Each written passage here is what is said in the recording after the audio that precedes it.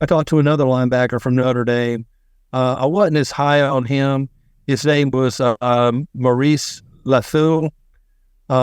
He is an islander from Hawaii. He had a cool story though. He said that he lived on one island, and his parents were able to pay for him to go to a private school on another island. And his dad worked for an airlines. He didn't say which airlines.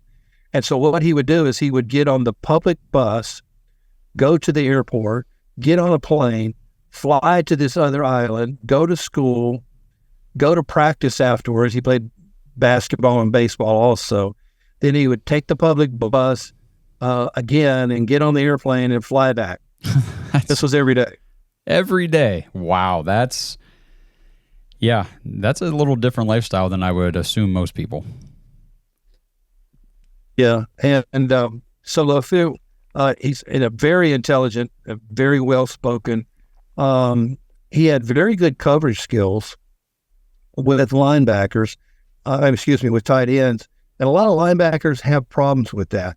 They know to look for a tight end coming, but most tight ends don't have really crisp routes. They do what's called rounded routes.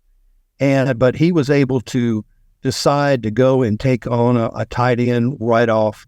And he would blitz, not a problem. Now, there are some concerns. He doesn't look like he can recognize the run quickly enough. And he's not a great tackler. He's an okay tackler. But if he gets in with close to the line, his tackling skills, for whatever reason, are better. If you get in the open field and you got any kind of moves at all, you can fool this guy.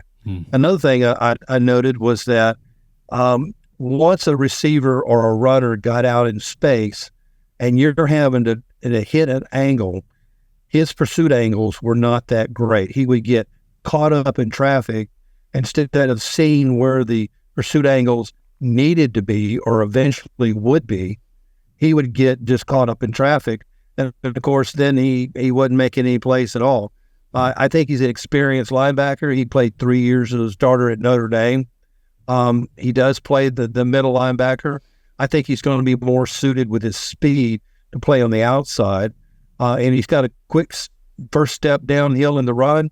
But he's got to improve on his tackling. And I tell you what, if I was the person making a decision, I would look at anything that said something about not being a good tackler, and I would just take a Sharpie and just mark them off my list. Yeah, and I think most Browns fans would definitely agree with you